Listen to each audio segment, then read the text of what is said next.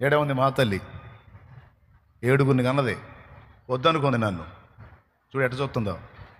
ఏంది ఆ ఫ్యాన్ పక్కన ఉందిలే. దేవునికి స్తోత్రం, హల్లెలూయా. ఆమె చెబితే నాకు తెలిసింది, లేదు నాకు ఎట్ట తెలిసింది? నేను పుట్టేటప్పుడు నాకేం తెలుసు అయింది. 7గురిని కన్నది అప్పటికే.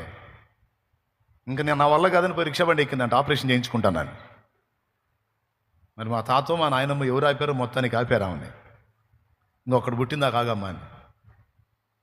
అప్పుడు మనం దిగాం. కావాలనుకుంటే పుట్టినోడు కాదు, వద్దనుకున్న తర్వాత పుట్టినోడిని.